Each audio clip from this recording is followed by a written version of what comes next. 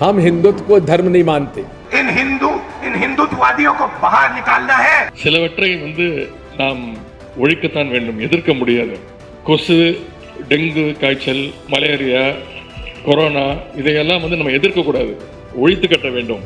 तुम्ही या सगळ्या लोकांच्या प्रतिक्रिया ऐकल्यात. मी तुम्हाला आता एक गोष्ट सांगतो, महत्त्वाची गोष्ट सांगतो. ही येणारी निवडणूक, ही येणारी लोकसभेची निवडणूक, ही काय कुठल्या मोदी विरोध, ही कुठले काय राहुल गांधी अशी नाहीये. ही येणारी निवडणूक कुठली भारतीय जनता पार्टी विरुद्ध काँग्रेस नाहीये. ही येणारी निवडणूक ही हिंदू धर्मांच्या विरोधातली निवडणूक आहे. हे जे सगळे विरोधक एकवटलेत ना, हे एका विशिष्ट धर्मासाठी एकवटले. लक्षात घ्या, तुम्हाला या गोष्टीच्या खोलावर जावं लागेल, त्याचा सखोल अभ्यास करावा लागेल. त्यावेळेला ही तुम्हाला गोष्ट समजेल की नरेंद्र मोदी येणं किती महत्वाचं आहे, किती महत्वाचं आहे. नरेंद्र मोदी यावेळेला जर येऊ शकले नाही, ते येतीलच म्हणा, पण जर कदाचित, तर याद राखा, आतापर्यंत जेवढं ही केलंय ना, ते सगळं पाण्यात जाईल, सगळं पाण्यात जाईल. समस्त हिंदूंना माझं आव्हान आहे की सगळ्यांनी खंबीरपणे धर्मासाठी, या मातीच्या रक्षणासाठी, शिवरायांचा जो शब्द आहे की आपल्या धर्मासाठी लढायचं, या धर्मासाठी सर्वांनी नरेंद्र मोदींच्या पाठीशी उभे राहा. खूप काही गोष्टी या भारत मातेसाठी करायच्या आहेत आणि या करण्यासाठी खरोखर नरेंद्र